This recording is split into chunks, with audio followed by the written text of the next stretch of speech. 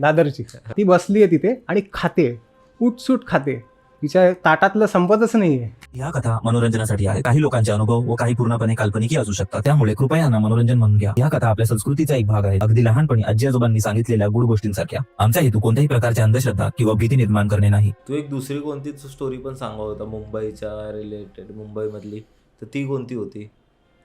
आता हे जे आजोबा आहेत जे आले होते, ज्यांनी सांगितलं माझ्या बाबांना की तुमच्या घरी असे, त्यांना सिद्धी आहे, बरोबर, त्यांना गिफ्ट आहे. ओके.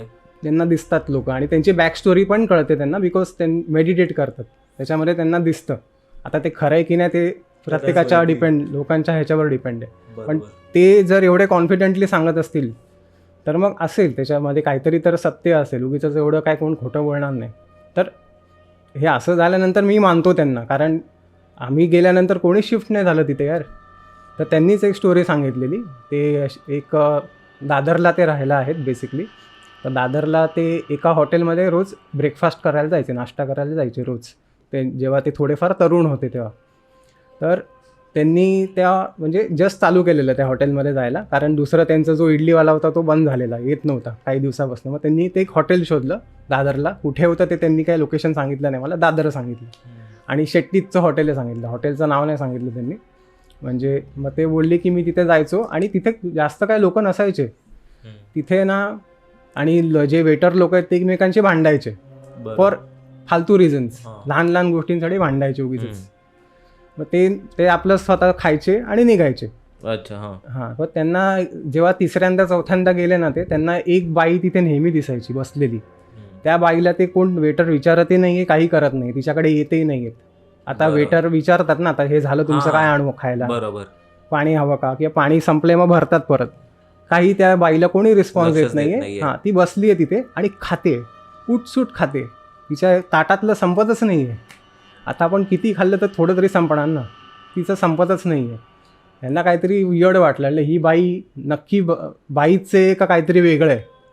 तर त्यांनी त्या ह्याच्यावर मेडिटेट केलं घरी जाऊन. नंतर मग त्यांना अशी बॅक स्टोरी कळली की ही अतृप्त बाई आहे, हिची खायची इच्छा राहिलेली आहे आणि ती बाई त्या हॉटेलमध्ये खायला येते.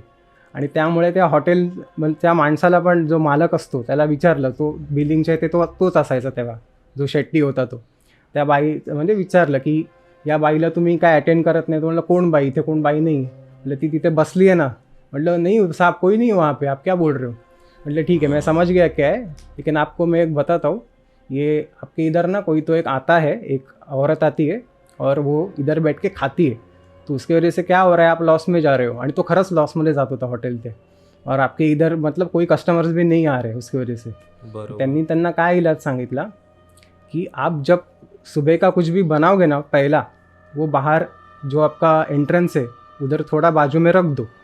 कुत्ता खाएगा, जो खाएगा खाने दो, वो आप देखो मत, लेकिन आप रख दो, ताकि वो जो एनर्जी आती है अंदर, वो जो आ रहा है जो भी है, वो बाहर के बाहर ही खा के निकल जाए. आणि ते त्यांनी तसं केलं. तर तो त्याचा ॲक्च्युली विश्वास नव्हता त्या शेट्टी माणसाचा, पण त्याने चल आता लॉसमध्ये कोणतरी काहीतरी करून बघा, आता एवढं सगळं करून पाहिलं, त्याचा लॉस तसंच आहे, काहीच होत नाही. मग त्याने हे उपाय केला आणि त्याने जेवण ठेवलं, जेवण का नाश्ता काहीतरी ठेवलं असेल, ते ठेवलं आणि मग त्याच्यानंतर त्याचं हॉटेल चांगलं चालायला लागलं. ही त्यांनी अजून एक स्टोरी सांगितलेली मुंबईची, दादरची. पूर्ण पॉडकास्ट बघण्यासाठी बायोमधल्या लिंकवर क्लिक करा किंवा यूट्यूबवर बंकस पॉडकास्ट सर्च करा.